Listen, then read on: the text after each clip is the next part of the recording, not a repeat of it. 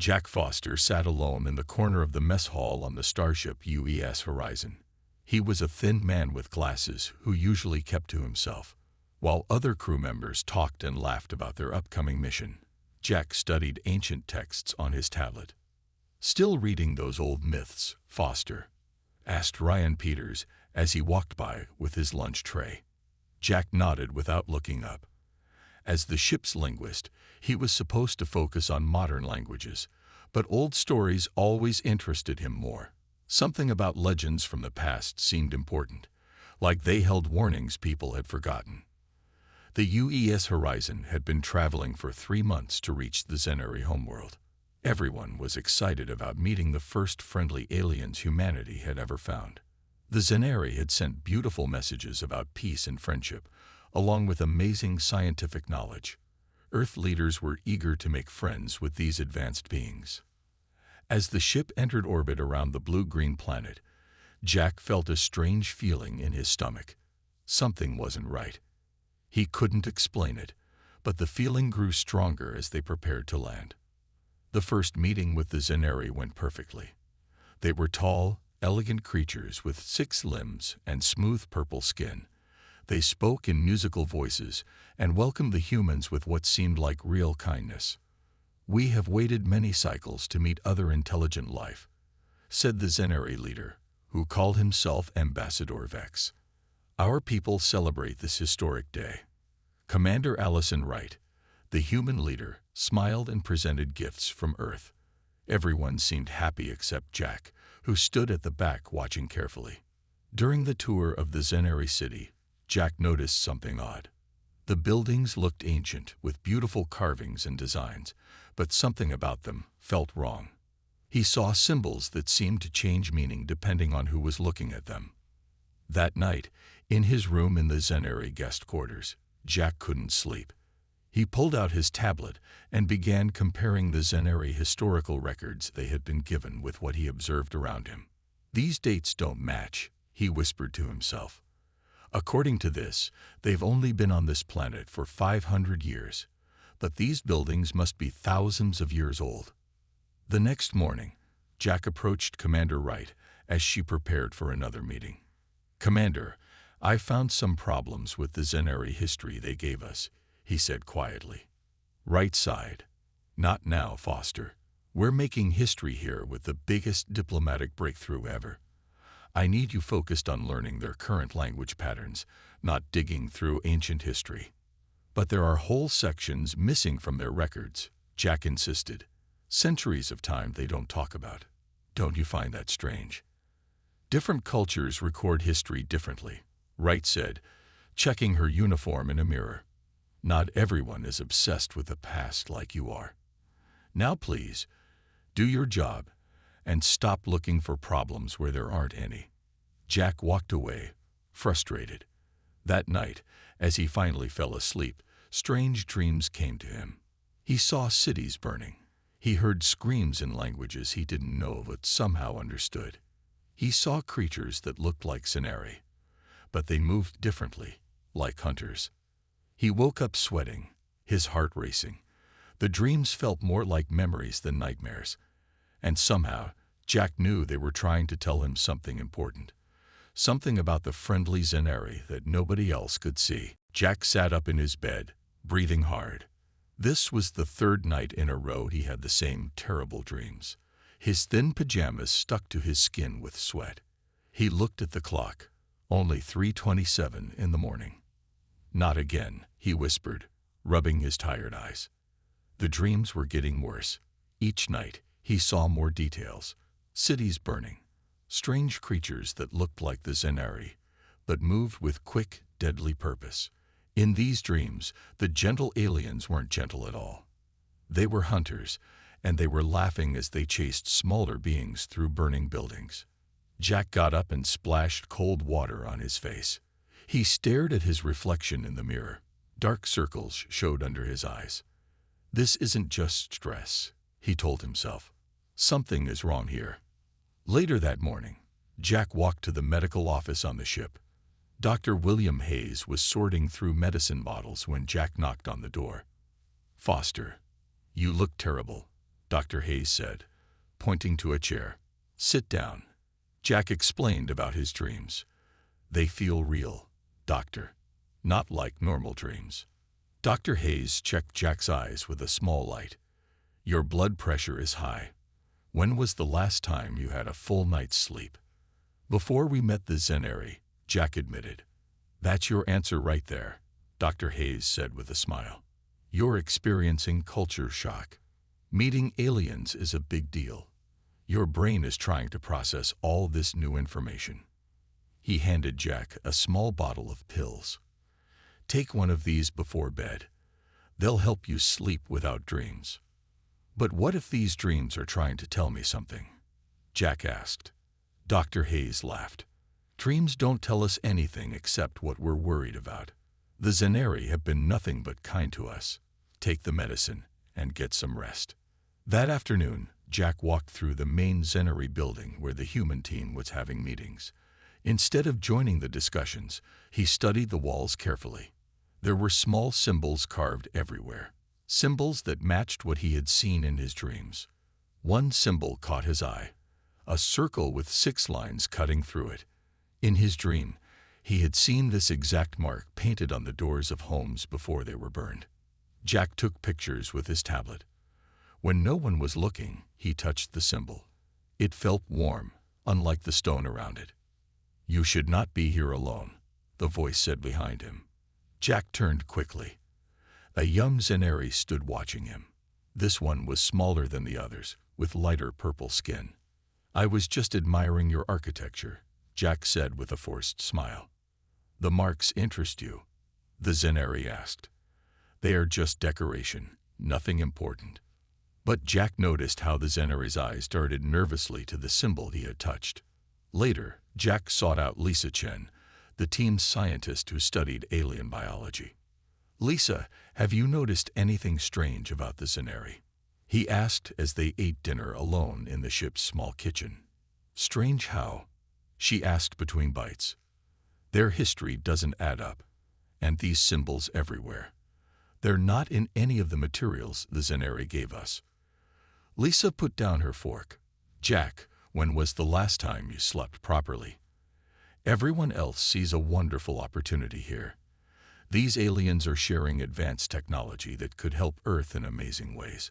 Why are you looking for problems?" "Because something doesn't feel right," Jack insisted. "My dreams." "Dreams?" Lisa interrupted. "You're basing your concerns on dreams. Jack, you need rest, not conspiracy theories.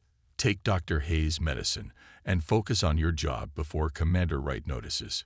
Jack walked away, feeling more alone than ever. That night, he flushed the sleeping pills down the toilet. He needed to stay alert. He needed to understand what his dreams were trying to tell him. Because deep down, Jack was becoming certain that the friendly Zenari were hiding something dark, and he might be the only human who could see it. Jack watched the other humans enjoying themselves at the Zenari cultural ceremony. The large hall was filled with strange music and colorful lights. The Zenari had prepared special foods and drinks for their human guests. Everyone seemed happy. Commander Wright stood with Ambassador Vex, laughing at something the alien said. Dr. Hayes was examining the Zenari musical instrument with great interest. Lisa Chen was taking samples of the exotic fruits laid out on long tables. No one noticed when Jack slipped away from the party. He had been studying the building maps he secretly copied from the ship's database. There was a section of the Zenari complex that wasn't included in any of the tours. According to the dreams that still haunted his nights, that area held important answers. Jack walked quickly down empty hallways, following the symbols he had seen in his dreams. Each time he came to a fork in the path, he chose the direction with the strange circle and line symbol. His heart beat faster with each step. "I must be crazy," he whispered to himself, following dream directions in an alien building. After 15 minutes of walking, Jack came to a small door hidden behind a hanging cloth. It was made of some dark material that looked much older than the walls around it. Jack hesitated, then pushed the door open. Inside was a small round room lit only by a soft blue light. In the center sat the oldest Zenari Jack had ever seen. Its purple skin was pale and wrinkled, its 6 limbs thin. Unlike the other Zenari who moved with flowing grace, this one seemed barely able to move at all. The ancient Zenari's eyes opened slowly. They were cloudy white, not clear like the others. "The dreamer arrives," the old Zenari said in perfect English, its voice like dry leaves rustling. "I have waited for one who could see." Jack's mouth fell open in surprise. "You were expecting me. Not you specifically, but someone who could receive the dreams." The old Zenari gestured weakly to a small cushion. "Sit, human. We have little time." Jack sat down, his mind racing with questions. "Who are you? Why am I having these dreams?" "I am the last keeper of truth," the old alien said. "The final member of an order that remembers what the others choose to forget." It coughed softly. "The dreams you see are not dreams at all. They are memories." "Memories? But they can't be my memories. I've never seen any of these things." The elder's thin mouth formed what might have been a smile. "Not your memories. The memories of those who came before. Those who survived." The old Zenari reached out a trembling hand and touched Jack's forehead. Suddenly, the room disappeared, and Jack saw clear visions of planets burning, of people running and screaming, of Zenari hunters moving with terrible purpose. "The Zenari were not always as you see them now," the elder's voice explained as the visions continued. "Once, we were the greatest hunters in this part of the galaxy. We destroyed entire civilizations. We took their worlds, their resources, and erased their existence from history." When the visions faded, Jack found himself gasping for breath on the floor. "That's horrible," he whispered. "But why are you telling me this? Why show me?" The elder looked down at him with sad eyes. "Because it is happening again. The peace lasted for centuries, but the old ways are returning. Your human friends think they are honored guests. They are actually being studied as the next prey." Jack stood up shakily. "I have to warn them." "They will not believe you," the elder said. "Not without proof." "Then give me proof," Jack demanded. The ancient Zenari handed Jack a small crystal device. "This contains coordinates, a place where the truth cannot be denied. A moon where we keep our trophies." Jack took the crystal, feeling its strange warmth. "Why help us? Why go against your own people?" The elder closed its cloudy eyes. "Because I remember the pain we caused. Because some of us believe change is possible." It looked at Jack again. "Your species has something special, empathy mixed with survival instinct. You sense danger even when facts say otherwise. Trust that feeling." As Jack left the hidden room, he knew what he had to do next. He needed to find this moon.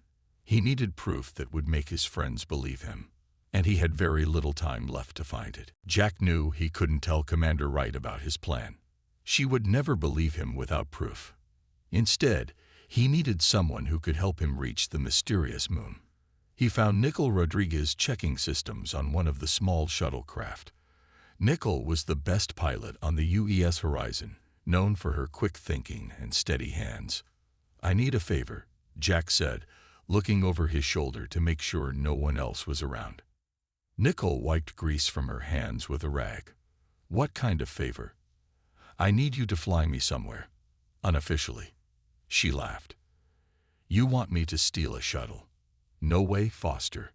Jack pulled out the crystal the elder had given him. It glowed with a soft blue light. "This has coordinates to a moon the Zenari haven't told us about. I think they're hiding something important there." "So what?" "Lots of places in this system we haven't visited yet. The Zenari told us this system has 4 moons," Jack explained. "But their ancient texts I've been studying mention 5. One is kept secret." Nicole looked at him for a long moment. "You really believe something bad is happening, don't you? I know how it sounds, but please, just take me there. If I'm wrong, I'll take all the blame."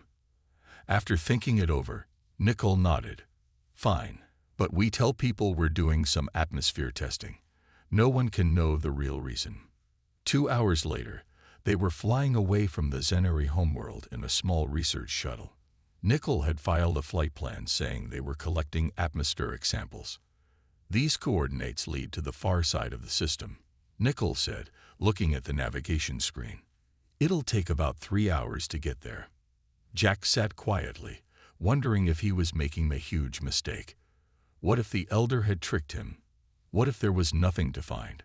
Finally, Nickel pointed ahead. There it is, a small moon hidden in the shadow of the gas giant. No wonder no one spotted it before. As they got closer, they saw that the moon was gray and lifeless, with no atmosphere. It looked like any other dead moon. I don't see anything special, Nickel said with disappointment. Jack checked the crystal. The coordinates point to the dark side. Let's circle around. As they moved to the far side of the moon, both of them gasped. Built into the surface was a massive structure, clearly artificial. It had no lights or signs of life, but it was definitely made by intelligent beings. What is that? Nickel whispered. They landed the shuttle near the entrance to the structure. Wearing spacesuits, they stepped out onto the dusty surface. No one has been here in years, Nickel said, looking at the undisturbed dust under their feet. The entrance was a huge door made of dark metal. It slid open when Jack held up the crystal. Inside, emergency lights flickered on automatically, revealing a sight that made both humans freeze in shock. The structure was one enormous room, filled with row after row of display cases. Each case contained artifacts, weapons, artwork, and even preserved bodies of different alien species. It's a museum, Jack whispered through his helmet radio. No, not a museum. A trophy room. They walked slowly through the rows.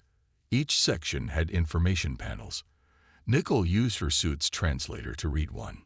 This says, the Valorian species, eliminated in the Great Hunt of Cycle 87. Jack, this is a record of extinction. These people were wiped out. Jack moved to another display.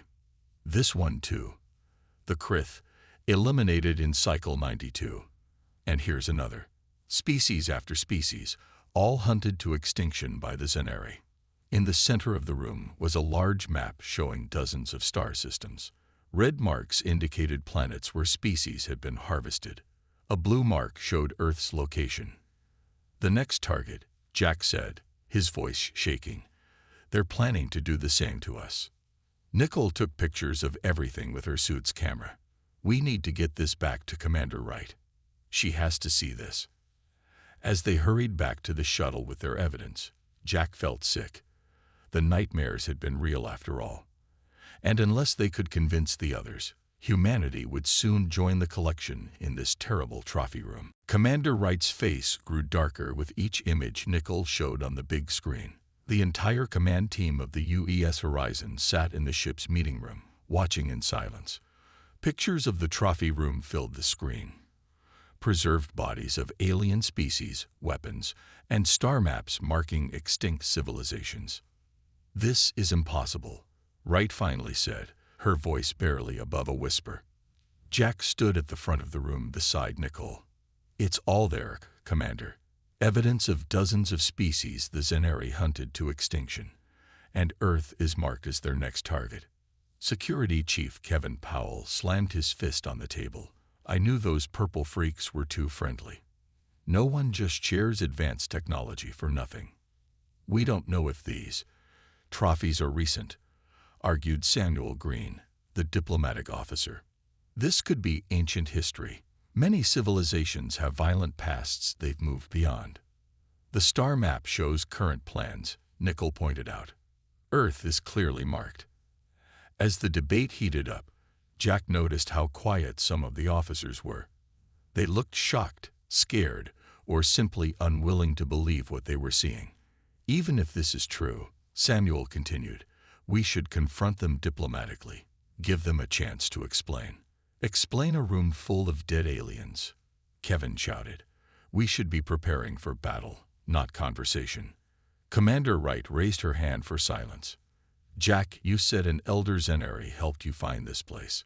Why would one of them betray their own kind? He said some Zenari remember their violent past and want to change, Jack explained. He called himself the last keeper of truth.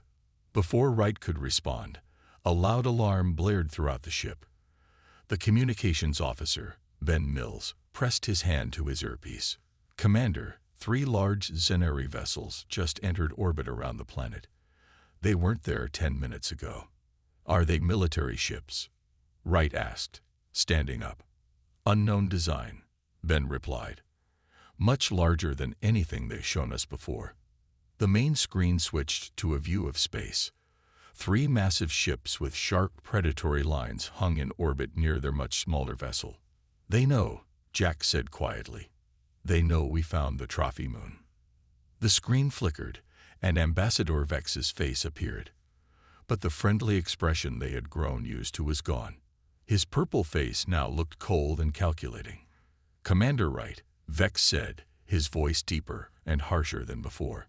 Your shuttle's unauthorized exploration has forced us to speed up our plans. This is unfortunate, but manageable. Wright stepped forward. Ambassador, we need to discuss what our crew members discovered. There is nothing to discuss, Vex replied. Your species has interesting genetic material and useful resources. Your planet will make a fine addition to our territory once properly cleared. The humans in the room looked at each other in horror as Vex continued. Surrender your vessel and prepare your crew for processing. Resistance is pointless and will only cause unnecessary pain. Jack felt a strange calm come over him as he stepped forward. You mean like you processed the Valorians? Or the Krith? I've seen your trophy room on the hidden moon. For the first time, Ambassador Vex looked surprised. His smooth confidence cracked. How could you possibly know about the collection? Your Elder of Truth sends his greetings, Jack said, staring directly at the alien. And his warnings. Vex's eyes narrowed to thin slits. The Keeper still lives. This changes things. The screen went black. What just happened? Commander Wright asked, turning to Jack. I think I scared him, Jack said, surprised at his own boldness. The Elder told me the Zenari's power comes from secrecy. They don't expect their prey to know the truth before it's too late. Well, they know we know now, Nicole said. And judging by those ships, they're not happy about it. Commander Wright looked at her crew. Battle stations. Prepare for possible hostilities. As everyone rushed to their positions, Jack realized the nightmare was only beginning. They had found the truth, but now they had to survive long enough to warn Earth. The UES Horizon hummed with tense activity. Crew members ran through hallways, checking weapon systems and preparing emergency protocols. The 3 massive Zenari ships loomed outside, weapons clearly visible on their hulls. After 30 minutes of silence, Ambassador Vex's face appeared on the main screen again. His purple skin seemed darker now, his eyes cold like a predator's. We have discussed your situation, Vex said. You have 12 hours to leave our system. Before you go, you must surrender the human who trespassed on our sacred moon. Commander Wright stood tall. You mean the moon where you keep trophies of species you've destroyed? Vex's mouth tightened. Our collection is none of your concern. Surrender the trespasser for judgment, or we will take your entire crew. And if we refuse both options, Wright asked, then none of you will return to warn Earth, Vex said simply. Your ship will become part of our collection. You have 12 hours to decide. The screen went dark. All eyes turned to Jack.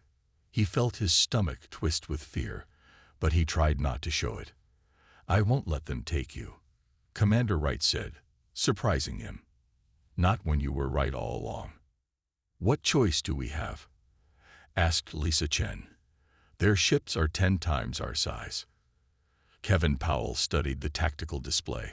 We're outgunned and outnumbered. Even if we somehow escape, Earth remains in danger. Jack closed his eyes, remembering the Elder's final words. Their power lies in secrets and lies. In the light of truth, they become weak.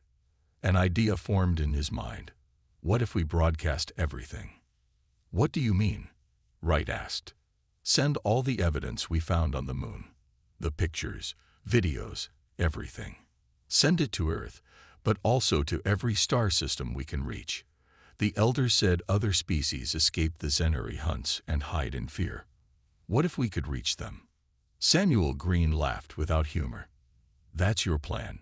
Hope for alien reinforcements based on a myth. Not reinforcements, Jack explained.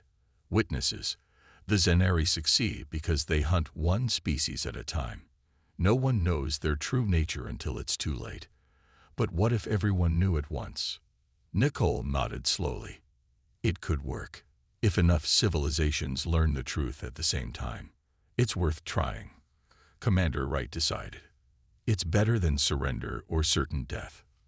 For the next hour, the communication team prepared a message. They included all the evidence from the trophy moon, along with a warning about the Zenari's true nature. Jack recorded a special message explaining about the Elder and how some Zenari wish to break the cycle of violence. Ready to broadcast, Commander, Ben Mills said from his communication station. Wright took a deep breath. Send it. Every frequency, maximum range. Ben pressed the controls. Broadcasting now. Minutes turned to hours as they waited for any response. The Zenari ships remained in position, occasionally sending messages demanding they stop the broadcast. 5 hours left until their deadline, Kevin reported grimly. Still no response from anyone else. Jack paced the bridge, wondering if his plan had failed. Maybe there were no survivors out there. Maybe no one would come. Something's happening. Ben suddenly called out. I'm picking up a transmission. It's not from the Zenari. A strange voice came through the speakers, speaking in an unknown language. The computer tried to translate, but could only manage a few words. Received. Warning. Stand together. More signals coming in, Ben said, his eyes wide. Dozens of them, from different directions. Hope began to rise in Jack's chest. Someone had heard them. Maybe many someones. Look. Nickel pointed at the view screen. In the distance, a small light appeared in space, then another, and another. Ships, Kevin whispered, coming out of light speed. Commander Wright smiled for the first time in hours. It seems your plan worked, Jack. We're not alone anymore. As they watched in amazement, more ships continued to appear. The Zenari hunters were about to meet their former prey, and Jack knew the balance of power had just shifted dramatically. Everyone on the bridge of the UES Horizon stood frozen, watching the view screen with wide eyes. Space around them filled with ships. Dozens, then hundreds of vessels appeared. Some were small and quick-looking. Others were massive, with strange designs no human had ever seen. Are they friendly? Commander Wright asked quietly. Before anyone could answer, the Zenari ships began to move. Their massive weapons turned away from the human vessel. They're retreating, Kevin said in disbelief. The Zenari are actually running away. The 3 Predator ships accelerated quickly, heading away from the growing fleet of newcomers. Several ships are following them, Nicole noted, pointing to the screen where smaller vessels chased the fleeing Zenari. The others are forming a protective circle around us, Ben added from his station. I'm receiving transmission attempts in at least 20 different languages.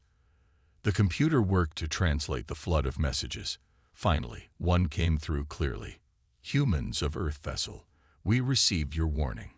We are the survivors. The Remnant Alliance stands with you. The voice sounded rough and deep, but the words were in perfect English. A new face appeared on the screen. A being with golden skin, 4 eyes, and no visible mouth.